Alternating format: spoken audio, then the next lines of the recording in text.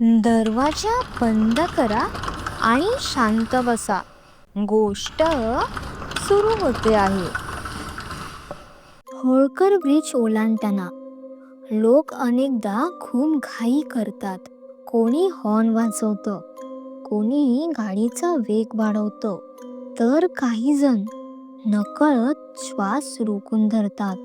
कोणी कबूल करत नाही. पण सगळ्यांना माहीत आहे, हा पूल ओलांडायचा नसतो, थांबायचंही नसतं. पण त्या रात्री मी थांबलो. माझं नाव इथे महत्वाचं नाही, कारण ही गोष्ट ऐकल्यावर नाव लक्षात राहत नाही, फक्त जागा लक्षात राहते. रात्रीचे 12:30 वाजले होते. रस्त्यावर दिव्यांचा पिवळसर उजेड झळकत होता आणि नदी खूपच शांत. रेडिओ चालू होता, पण आवाज ऐकू येत नव्हता. काही वेळाने लक्षात आलं, रेडिओ म्यूट नव्हता, तो बोलतच नव्हता. त्या क्षणी पहिल्यांदा जाणवलं, हवेचं तापमान अचानक खाली गेलंय. एसी बंद होता, काचा बंद होत्या, तरीही छातीवर दाब, जसं कोणीतरी दोन्ही हातांनी हळूच दाबतंय. मारत नाही, थांबवत सुद्धा नाही, फक्त आठवण करून देतोय की तो आहे. मी वेग कमी केला, तेच केलं जे प्रत्येक ड्रायव्हर मनात ठरवतो पण करत नाही. पुलाच्या मधोमध. आणि तेव्हाच डाव्या बाजूच्या हेडलाईटचा कडेला काहीतरी रस्ता ओलांडल्यासारखं वाटलं. माणूस नव्हता, प्राणीही नव्हता, फक्त हलणं.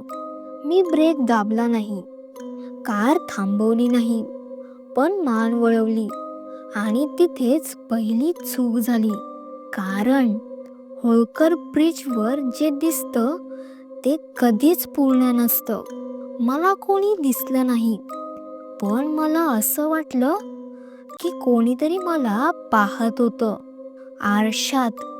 मी आरसा खाली केला, रिकामी. पुन्हा पाहिलं, रिकामी. पण शरीरातली थंडी वाढतच गेली. घाम नाही, थंडी. जणू रक्ताचा वेग कमी होतोय. तेव्हाच मोबाईल वाजला. Unknown number. मी कॉल उचलला नाही, पण फोन वाजत राहिला. एकदा, दोनदा, तिसऱ्यांदा आणि चौथ्यांदा. फोन वाजलाच नाही. तो कॉल कनेक्ट झाला. समोरून आवाज नव्हता, श्वासाचा आवाजही नव्हता, फक्त खूप हलका, खूप खोल, पाण्यातून येतोय असा आवाज. आणि मग एक वाक्य, खूप शांत, खूप स्पष्ट, तू थांबलास. माझ्या पायातील ताकद निघून गेली. कार अजूनही चालू होती, पण मला असं वाटलं मी आधीच कुठेतरी उतरलेलो आहे. त्या रात्रीनंतर मी होळकर ब्रिज ओलांडतो, पण मी कधीच तिथून परत आलो नाही. त्या कॉल नंतर मी गाडी थांबवली नाही. होळकर ब्रिज ओलांडला, मुंढवा कडे वळलो, पण मन तिथेच राहिलं. घरी पोचलो, दरवाजा उघडला, लाईट्स लावले, सगळं एकदम व्यवस्थित. हेच जास्त भयानक होतं, कारण खरी भीती जेव्हा काही घडत नाही तेव्हाच सुरू होते. रात्री झोपलो, स्वप्न पडलं नाही, पण झोपही आली नाही. डोळे बंद होते, शरीर स्थिर, पण मेंदू जागा. आणि तेव्हाच जाणवलं, छातीवरचा तोच ताप, जसं कोणीतरी बसलंय. वजन नाही, पण उपस्थिती. मी डोळे उघडले. खोलीत कोणी नव्हतं, पण खोली थोडीशी लहान वाटत होती.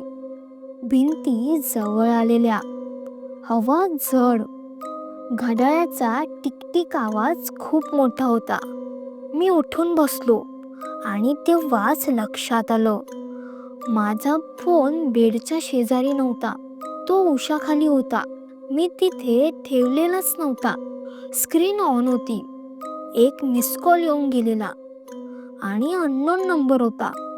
रात्रीचे वाजले होते 12:36. तीच वेळ, पूलवरची. मी कॉल डिटेल्स उघडली. कॉलचा वेळ होता 3 मिनिट आणि 12 सेकंद. माझा घसा कोरडा पडला, कारण मला आठवत होतं तो कॉल कधीच कट झाला नव्हता. मी कॉल रेकॉर्डिंग चेक केली. रिकामी, पण फाईल साईज असामान्य मोठी. मी प्ले केलं. पहिला 1 मिनिट काहीच नाही, दुसरा मिनिट काहीच नाही, आणि तिसऱ्या मिनिटाच्या शेवटच्या काही सेकंदात खूप दुरून येणारा आवाज. पाण्याचा नाही, श्वासाचाही नाही, ओढल्यासारखा, जणू कोणीतरी खाली खेचलं जातंय. आणि मग एक वेगळाच आवाज, माझाच. मी रेकॉर्डिंग मध्ये बोलतोय, पण मला आठवत नाही मी कधी बोललो. मी थांबलो नाही, पण मी परत गेलो. रेकॉर्डिंग संपली. सकाळी ऑफिसला गेलो. कॉफी घेतली, लॅपटॉप उघडला. सगळं एकदम व्यवस्थित. पण लिफ्टमध्ये एक गोष्ट घडली. माझ्या शेजारी एक माणूस उभा होता, मध्यम वयाचा, डोळे मात्र खाली. लिफ्ट खाली जात होती आणि अचानक तो हलकाच म्हणाला, होळकर ब्रिज. रात्र थंड वाटते ना? मी त्याच्याकडे पाहिलं. तुम्ही कसं?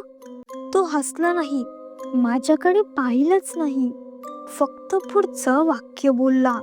पहिल्यांदा सगळं वाटतं हा आपला भ्रम आहे. दुसऱ्यांदा वाटतं आपण कमजोर आहोत.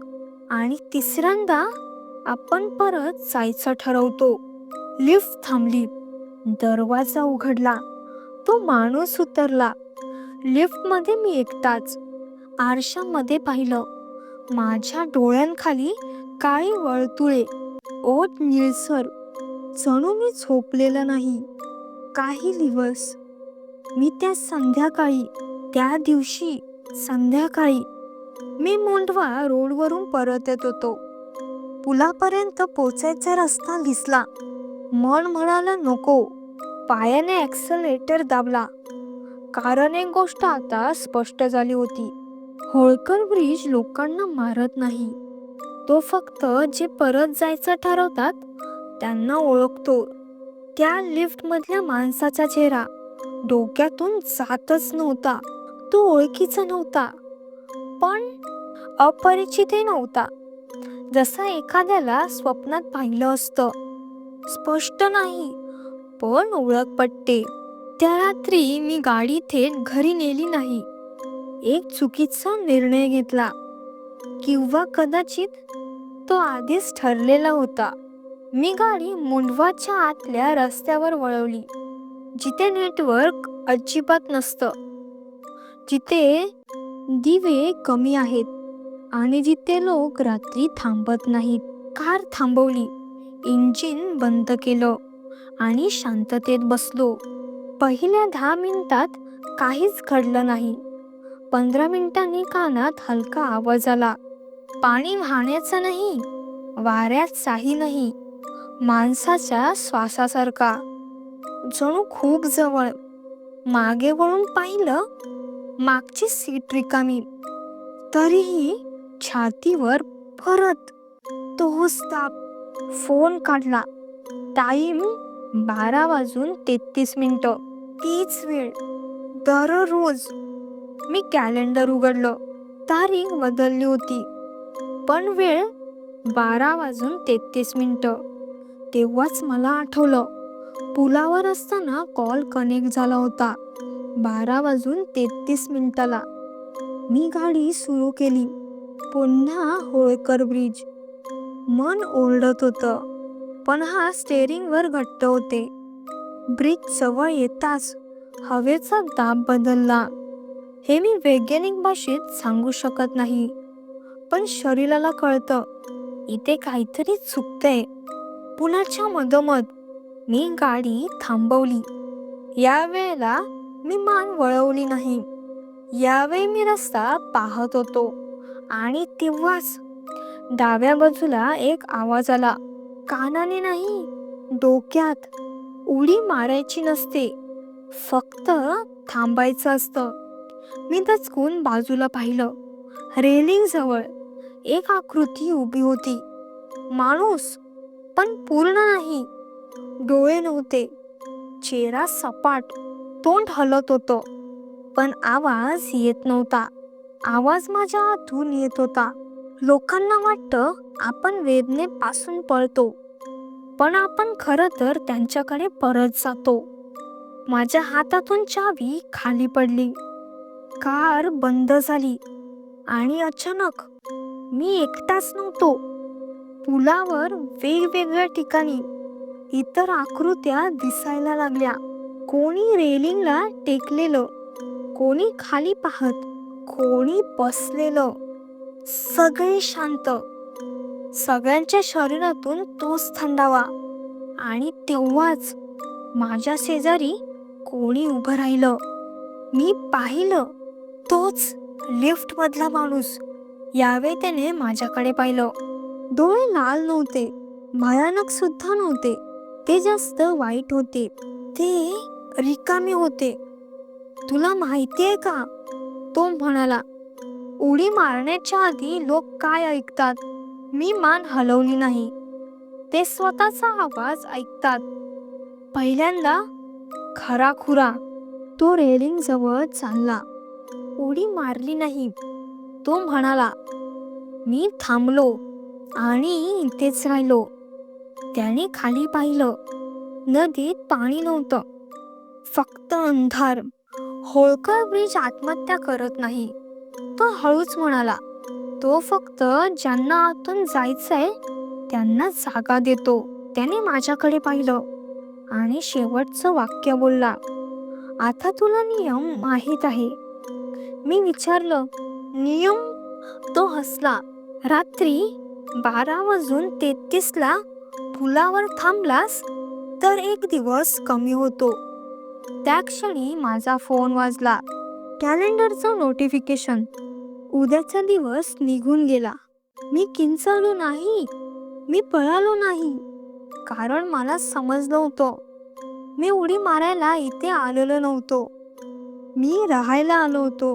एक दिवस कमी होतो हे वाक्य त्या रात्री मला कळलं नाही, पण पुढच्या सकाळी काहीतरी फार साधं घडलं. मी उठलो आणि माझ्या घड्याळात तारीख होती 2 दिवस पुढची. एक दिवस गायब. फोन तपासला. ईमेल्स, मेसेजेस, कॉल्स, सगळं होतं. फक्त कालचा दिवस नव्हताच. माझ्या आठवणीतही नाही, कॅलेंडरमध्येही नाही, कोणाच्याही आठवणीत नाही. मी ऑफिसला गेलो. रिसेप्शनवर नवीन माणूस होता. मी विचारलं, काल जो माणूस होता इथे तो कुठे गेला? ती बाई गोंधळली. काल? तुम्ही काल आला नव्हतात. मी हसलो. मी रोज येतो. ती शांतपणे म्हणाली, सर, तुमचं नाव स्टाफ लिस्टमधून परवा काढून टाकलं. त्या क्षणी छातीवरचा दाब पुन्हा वाढला. मी HR कडे गेलो. सिस्टीम तपासणी केली. Employee status inactive. कारण होतं नो लॉंगर अवेलेबल. मी विचारलं, मी मेल टाकला होता का? HR माणूस म्हणाला, नाही, तुमची लास्ट ॲक्टिव्हिटी होळकर ब्रिज लोकेशनवर दिसते. माझ्या अंगावर काटा आला. मी बाहेर पडलो. मुंडवा रोड, तोच रस्ता. लोक चालत होते, गाड्या होत्या, सगळं नॉर्मल, पण मला कोणीही पाहत नव्हतं. मी एका माणसाला धडक दिली, पण त्याने काही रिॲक्टच केलं नाही. मी आरशात पाहिलं. मी होतो, पण थोडासा फिकट, जसं मी ते असायला नको. त्या रात्री मी परत पुलावर गेलो. यावेळी वेळ पाहिला नाही. मला माहित होतं तीच वेळ असेल. पुलावर पोचतात ते सगळे परत दिसले. रेलिंग जवळ उभे, बसलेले, शांत. लिफ्टमधला माणूस माझ्या शेजारी उभा होता. किती दिवस गेले, मी विचारलं. तो म्हणाला, तुझ्यासाठी 4. आणि इतरांसाठी. तो हसला. तू कालपासून तू कालपासून आहेसच नाहीस. मी ओरडलो, मग मी कोण आहे? तो खाली नदीकडे पाहत म्हणाला, जे थांबतात ते जात नाहीत आणि जे जात नाहीत ते हळूहळू कथा होतात. त्या क्षणी मला सगळं समजलं. होळकर ब्रिज लोक मारत नाही, वेळ चोरत नाही, तो आठवणी साठवतो. जे इथे थांबतात त्यांचा एक दिवस काढून घेतो. तो दिवस इतर कोणाला देतो. म्हणूनच काही लोक अचानक शांत होतात, काही लोक अचानक गायब होतात, काही लोक अचानक ठीक वाटतात, कारण त्यांना इतरांचा वेळ मिळतो. आणि मग तो माणूस माझ्याकडे वळला. आता तुझी पाळी आहे. कशासाठी, मी विचारलं. तो म्हणाला, लिहायला. तेव्हाच मला जाणवलं, मी हे सगळं आता लिहितोय. मी कुठल्या घरी नाही, मी कुठल्या खोलीत नाही, पण पुलावरच आहे. तुझ्या ऐकलंस, ते कथा नाही, तो माझा शिल्लक दिवस आहे. आणि शेवटचं सत्य हे आहे, जर तू ही गोष्ट रात्री 12:33 नंतर ऐकत असशील आणि क्षणभर थांबला असशील, तर होळकर ब्रिज आधीच तुला ओळखतो. कारण जेही कथा पूर्ण ऐकतात ते परत जात नाहीत, समाप्त नाही, पण इथेच थांबवतो. जर तू म्हणशील पुढचा भाग, तर लक्षात ठेव, पुढचा भाग आता तुझा असेल. जर ही गोष्ट तुम्हाला आवडली असेल तर व्हिडिओला नक्की लाईक करा आणि अशाच भयानक गोष्टींसाठी माझ्या SG हॉरर स्टोरीजला सबस्क्राईब करा. पुढच्या रात्रीच्या थरारक प्रवासासाठी भेटूया. तोपर्यंत सावध राहा, कारण भीती सुरू झाली आहे.